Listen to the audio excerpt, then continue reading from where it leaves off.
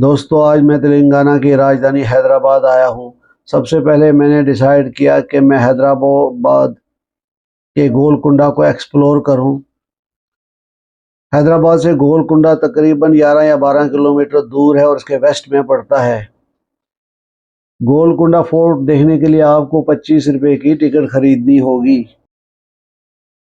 Golconda fort जो दुनिया में सब खूबसूरत यादगारों में से एक है, one of the most beautiful monuments in the world. इसको शेफर्ड हिल भी कहा जाता है। 11वीं सेंचुरी में इसको वारंगल के राजाओं ने बनवाया था। इनिशियली ये एक मड फोर्ट था, लेकिन बाद में कुतुबशाही डायनेस्टी ने इसको रैम्पार्ट्स यानी डिफेंसिव वॉल और ग्रेनाइट में कन्वर्ट किया। ये फोर्ट अलग अलग राजाओं के कब्ज़े में रहा।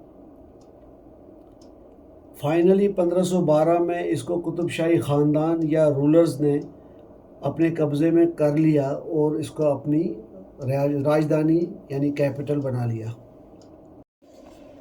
वैसे तो इस गोलकुंडा फोर्ट को यूनेस्को ने 2014 से अपनी टेंटेटिव लिस्ट में रखा हुआ है दूसरे फोर्ट्स के साथ, लेकिन फिर भी ये खंडरात में पड़ा हुआ है। मैं आप लोगों से यही कहना चाहूँगा कि अगर आप लोग हिस्टोरिकल प्लेसेस को एक्सप्लोर करना चाहते हैं तो एक बार ज़रूर गोलकुंडा फोर्ट को देखें। ये जो मेरे आप सामने देख रहे हैं, ये अंदर जाने का भी बहुत बड़ा दरवाज़ा है।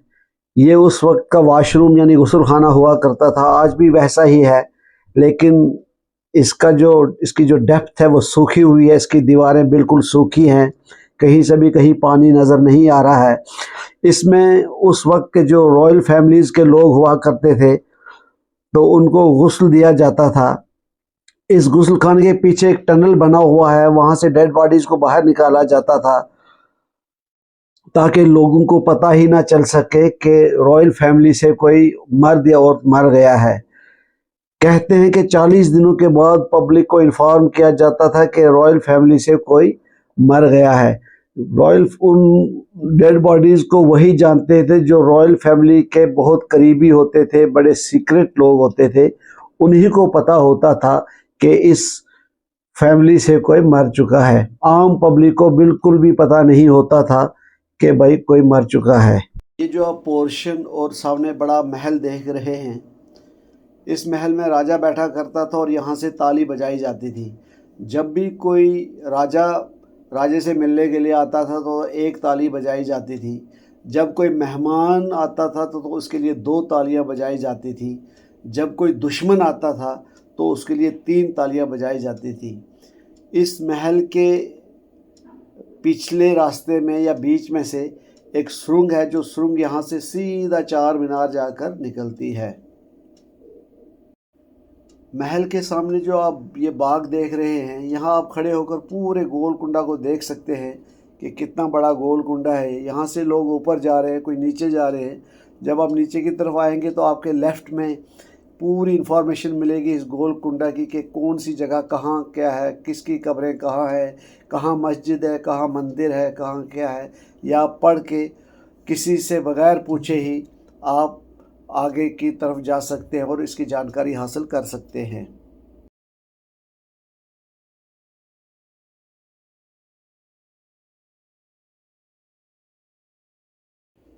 ये जो आप दोनों तरफ लंबी दीवारें देख रहे हैं और उसके बीच में एक लंबा सा रास्ता है, इसको बैरिक कहा जाता था।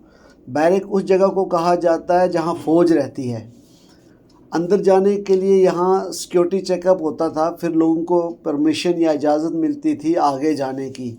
आप देख सकते हैं ये दीवारें कैसी थी उस वक्त। अभी तो ये दीवारें कुछ गिरी हैं, बीच में से कुछ होल बने हुए हैं दीवारों के, तो आप ऊपर भी देख सकते हैं। मैंने कोशिश की है Insta360 कैमरे से पूरा व्यू दिखाने की, आप लोगों को आप देख सकते हैं।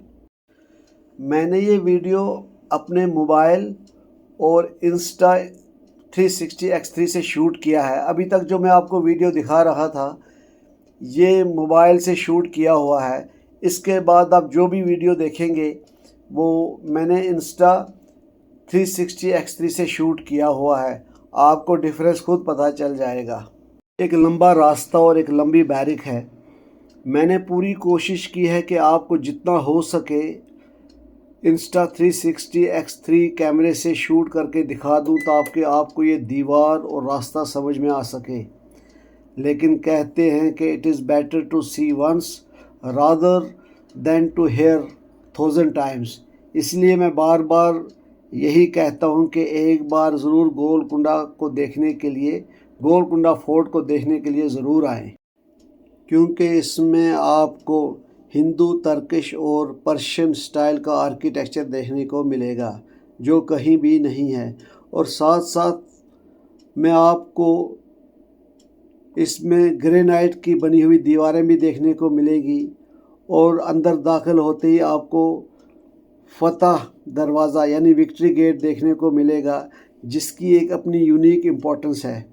कहते हैं कि इस विक्ट्री गेट को हाथी भी नहीं तोड़ सकते थे। जो ही आप अंदर दाखिल होंगे आपको एक खूबसूरत बाग दिखाई देगा। इस बाग का नाम बाग नगीना है या नगीना बाग कहा जाता है। यहाँ पर हीरों की मंडी लगती थी, यहाँ हीरे ख़रीदे जाते थे। ये जो स्क्वायर में आपको प्लाट्स दिखाई दे रहे हैं, उस वक्त ये दुकानें हुआ करती थीं। ये काम ज़्यादातर ईरानी लोग करते थे जो यहाँ आकर बस गए थे। कोहिनूर हीरा हैदराबाद से ही निकला है। कहते हैं कि हैदराबाद में एक पहाड़ी है जिसका नाम गार की टेकरी है। वहाँ से 1611 में कुली कुतुब शाह ने इसको निकाला और फिर तराशा, नाम दिया कोहिनूर यानी चमकदार पहाड़। लेकिन अनफॉर्चुनेटली आजकल ये इंग्लैंड में है और इसके 2 टुकड़े कर दिए गए हैं। इस कोहिनूर हीरे पर जनाब अफजल अलाहाबादी का एक बहुत खूबसूरत शेर है। वो कहते हैं, मैं कोहिनूर हूँ नादां तुझे खबर भी नहीं, मुझे छुपाने की कोशिश न कर अंधेरे में। ये जो सीढ़ियाँ आप देख रहे हैं, ये सीढ़ियाँ ऊपर दीवाने आम और दीवाने ख़ास तक जाने के लिए हैं। मैंने सुना है कि ये 720 सीढ़ियाँ हैं। वैसे तो मैंने गिने नहीं, सिर्फ सुना है। अगर आपको एग्जैक्टली पता हो तो ज़रूर कमेंट में लिखें कि ये कितनी सीढ़ियाँ हैं। यहाँ से आप हैदराबाद और सिकंदराबाद को क्लियरली देख सकते हैं। बहुत अच्छा व्यू यहाँ से आपको हैदराबाद और सिकंदराबाद का दिखाई देगा। यहाँ 2 और महल आपको देखने को मिलेंगे। उन दोनों महलों का नाम है, एक का महल का नाम है तारामती पैलेस और दूसरे महल का नाम है बागमती पैलेस। तारामती और बागमती दोनों डांसर हुआ करती थी। बाद में कुली कुतुब शाह ने इन दोनों के साथ शादी की, इनका नाम बदल दिया और इन दोनों के नाम पर इस शहर का नाम हैदराबाद रखा। यहाँ एक जेल भी है जिसको रामदास की जेल कहा जाता है। कहते हैं कि अबुल हसन तानाशाह ने रामदास को टैक्स कलेक्शन के लिए कहीं भेजा था, लेकिन वो पैसा उसने वहीं खर्च कर दिया। बाद में अबुल हसन तानाशाह ने उसको जेल में डाल दिया, जिसमें वो 12 साल तक रहा। इस जेल के अंदर एक मंदिर और एक वाशरूम भी है। इस जगह का नाम दीवाने ख़ास है और इसके नीचे वाली जगह का नाम दीवाने आम है।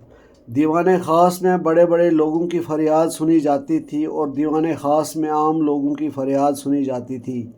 यह हैदराबाद